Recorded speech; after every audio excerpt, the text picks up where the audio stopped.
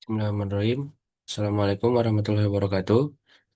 Perkenalkan nama saya Erga Farla Zaran Lubis, NPM 2008 260102. Ini pada blog ginekologi. Jadi di sini saya akan membahas sedikit tentang pelvic inflammatory disease atau PID. Nah, jadi untuk definisinya sendiri, PID ini adalah infeksi organ reproduksi bagian atas wanita, di mana ada uterus, tuba fallopi, ovarium, dan peritoneum pelvis. Ini akibatnya penyebaran mikroorganisme dari vagina dan serviks. Nah, untuk etiologi sendiri itu paling sering biasanya disebabkan Neisseria gonorrhoeae, kemudian ada Chlamydia trachomatis, kemudian ada pula tuh kuman anaerob.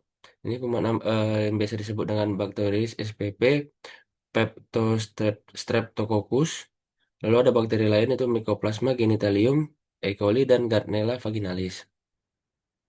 Nah, untuk faktor resikonya itu ada aktif secara seksual, yaitu usia muda kurang dari 25 tahun, kemudian berganti pasangan seksual, kemudian tidak memakai kondom atau pengaman, kemudian ada riwayat PID sebelumnya, kemudian ada penggunaan IUD, ini risiko awal pasca pemasangan, kemudian ada riwayat IMS juga.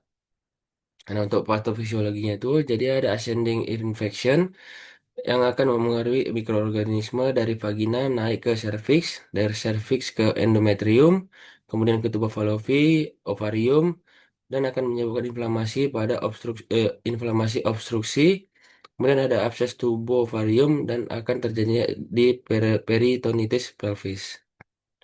Nah, untuk gejala klinis dari PID ini yaitu nyeri perut bagian bawah, kemudian abnormal, nyeri saat berhubungan seksual atau disebut dengan dispareunia.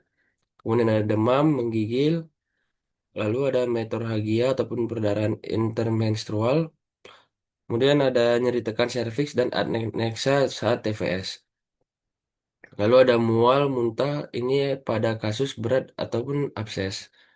Nah, jadi untuk menegakkan diagnosa pada PID ini, yang pertama itu eh, dia tuh harus memiliki kriteria diagnostik minimal satu atau lebih. Jadi yang pertama tuh ada nyeri tekan adnexa, kemudian ada nyeri tekan uterus, lalu nyeri tekan serviks, kemudian untuk kriteria tambahannya tuh ada pula suhu tuh biasanya di atas 38 derajat Celcius, kemudian ada leukositosis atau CRP yang meningkat, cairan serviks purulen, lalu ada tes NAT itu positif. Nah, untuk bakterinya itu ada Neisseria gonorrhoeae dan Chlamydia trachomatis. Kemudian ada USG TVS, ini biasanya ada penebalan pada tuba, cairan bebas, TOA atau tubo ovarian abses. Lalu pada pemeriksaan laparoskopinya ini biasanya standar emas atau jarang digunakan. Nah, untuk tata laksana sendiri itu ada rawat jalan ringan sampai dengan sedang. Nah, untuk penggunaan obatnya yang rawat jalan ringan itu ada penggunaan obat ceftriaxone 50 mg secara intramuskular, tambah dosis siklin 100 mg, Beobat selama 14 hari.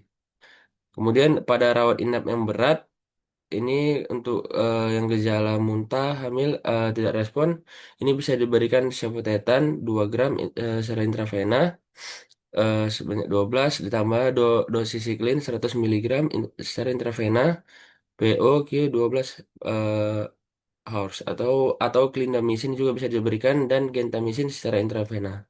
Gentasimin, maaf, secara intravena. Lalu ada drainase TOA bila perlu. Kemudian diedukasi pasangan dan terapi juga diberikan pada pasangan seksual.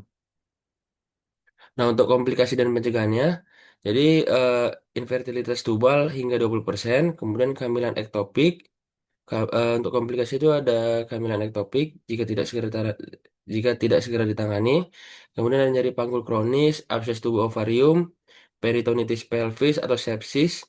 Lalu ada Fitz-Hugh-Curtis syndrome atau perihepatitis.